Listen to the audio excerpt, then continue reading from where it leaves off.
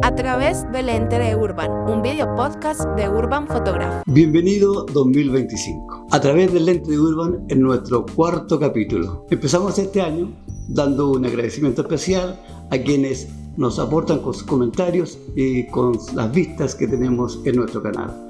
Especialmente a Magali Aguayo desde Concepción, Chile, a Evelyn de Cofo Chile, Bélgica, a mi colega y compañero José Luis Ulloa de Temuco, Chile, Oscar Stay, un hombre de radio de Estocolmo, Cristian Aguilar, argentino radicado acá en Estocolmo, Arlene Betancourt, una futura periodista, y al amigo Jorman León.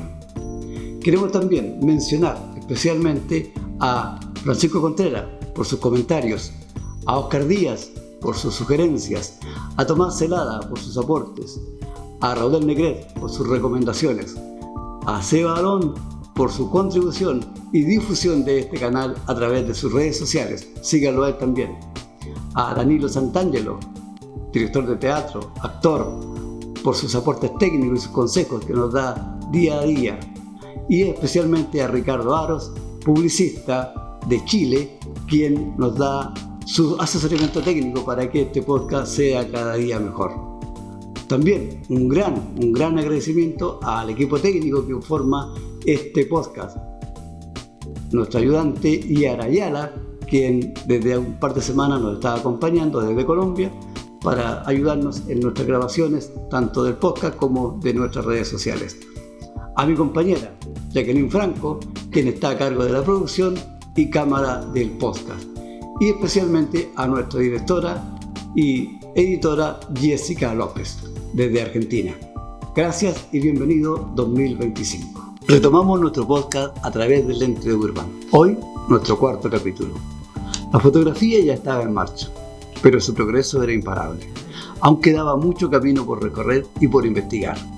Y en ese camino apareció Luis de Regué, nuestro siguiente personaje.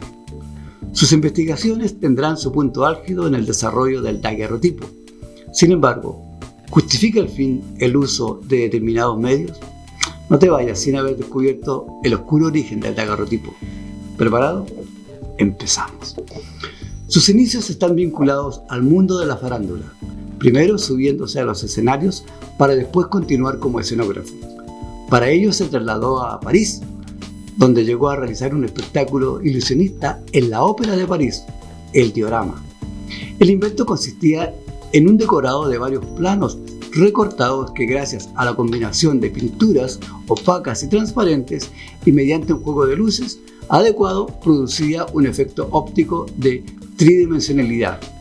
El decorado asombraba al público que se acercaba a tocarlo para asegurarse que no era real.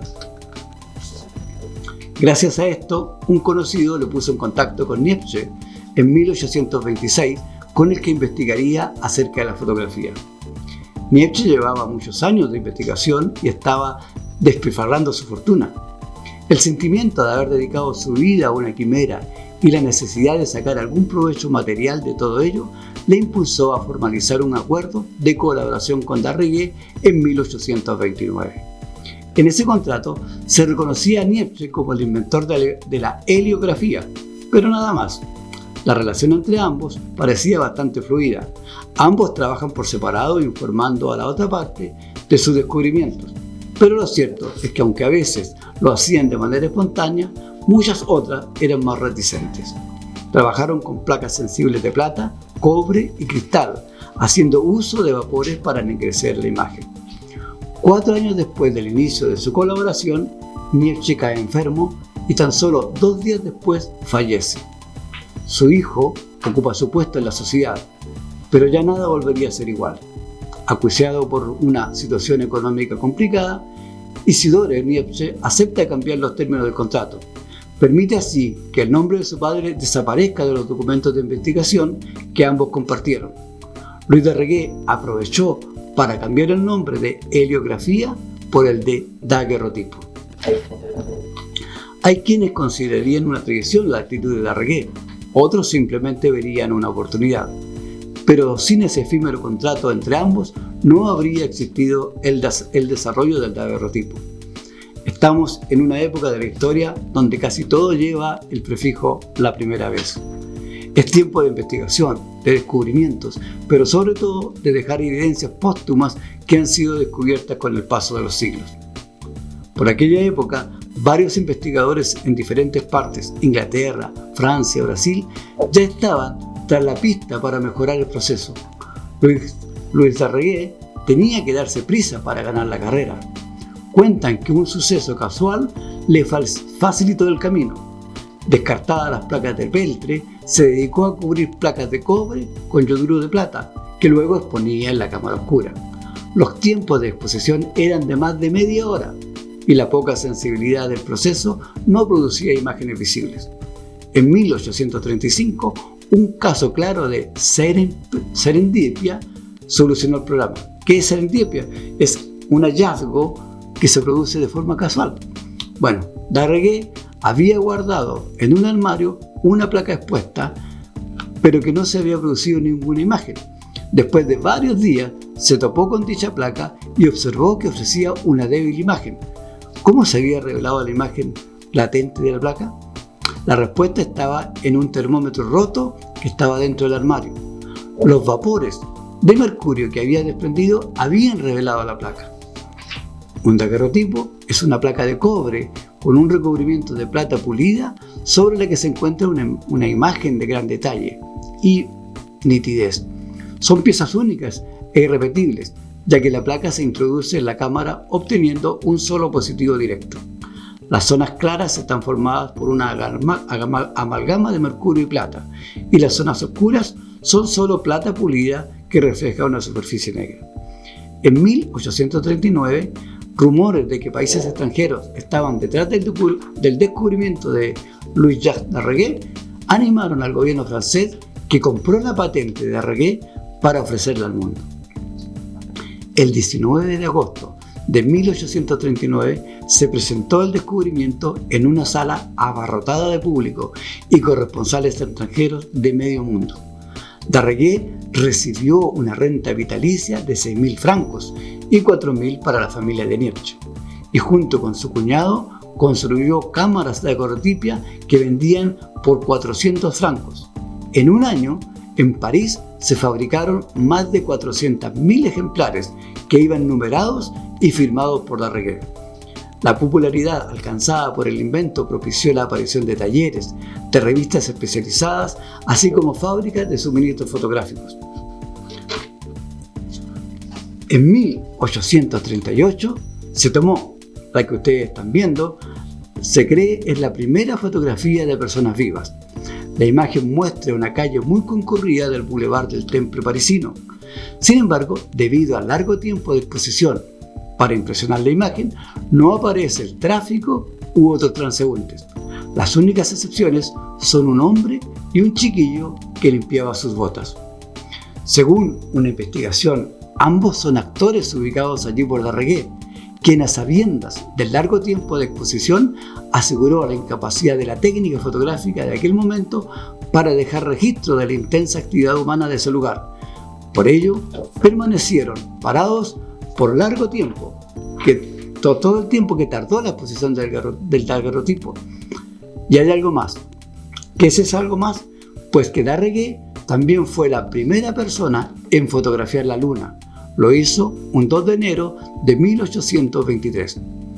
Sus investigaciones, la suerte y una nación dispuesta a regalar al mundo su invento acabaron por situar a Darregué como precursor notorio en la proliferación de la fotografía. Tanto es así que su nombre se encuentra grabado en la lista de los 72 científicos en la Torre Eiffel de París.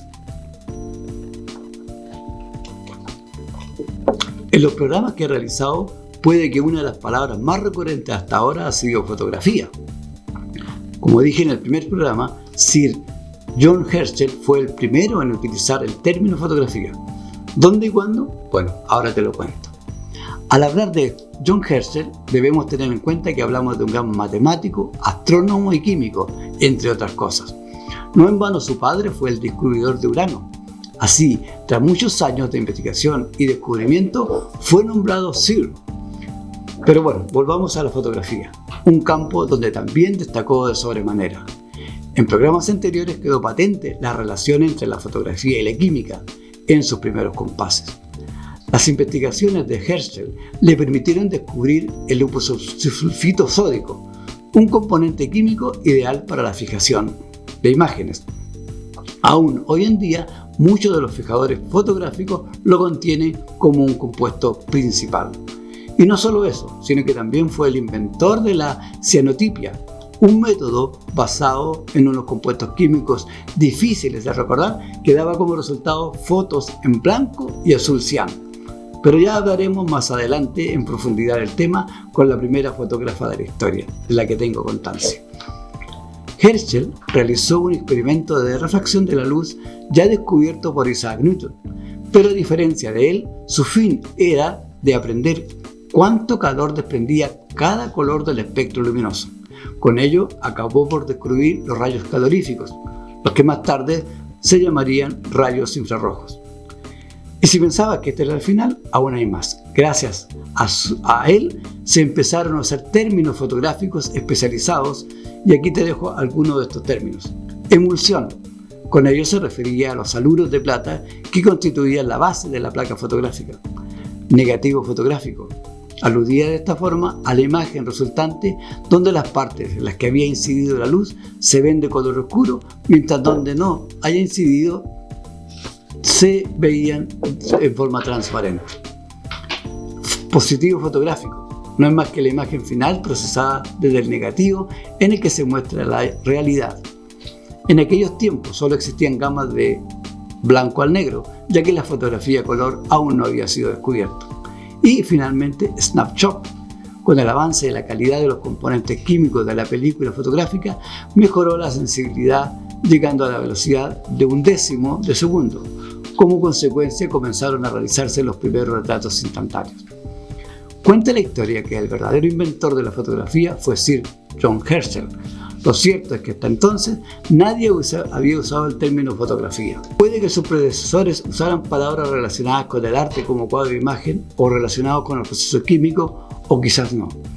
Pero la prueba irrefutable de que el término fotografía había nacido se encuentra en una carta destinada al profesor Stenger en 1839. En ella le propone un escrito que fue presentado ante la Royal Society bajo el título Notas sobre el arte de la fotografía o la aplicación de los rayos químicos de la luz con la finalidad de la representación pictórica.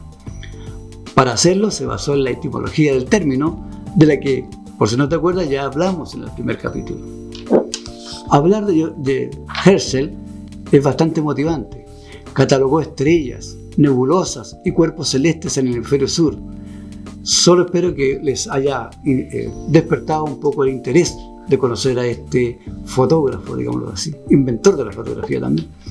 Estamos en una época en la que todo gira en torno al trabajo del revelado con sales de plata, aunque cada uno tenía diferentes métodos. Lo malo de eso es que no queremos dejar afuera ninguno. Lo bueno, todos daban unos tremendos aportes.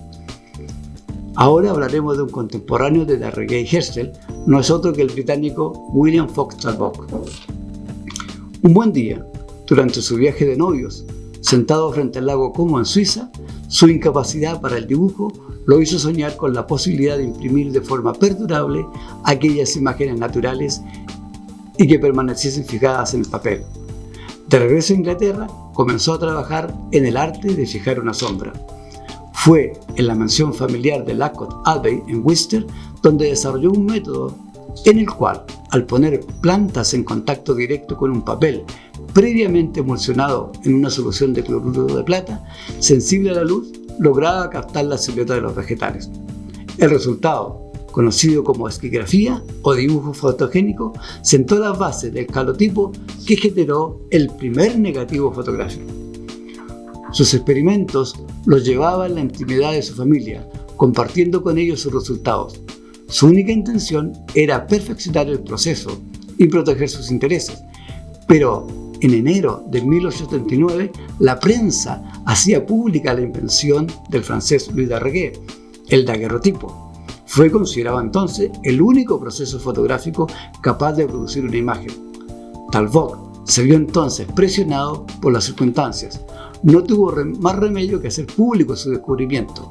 del calotipo, partiendo de la estilografía, incorporaba el uso de la cámara oscura y resultaba en que el papel emulsionado en nitrato de plata, tras ser expuesto a la luz y revelado, generaba una imagen en negativo. Observó que el papel se oscurecía cuando recibía luz, es decir, que las partes más brillantes del mundo real son negras y viceversa, y se le ocurrió una ingeniosa solución. Si el papel es transparente, el primer dibujo fotogénico sirve para producir un segundo dibujo en el que las luces y sombras serán al revés. Este procedimiento en sus inicios no podía competir a nivel económico con el daguerrotipo, pero resultó extremadamente útil, ya que desde él se podrían obtener tantas copias positivas como se quisieran.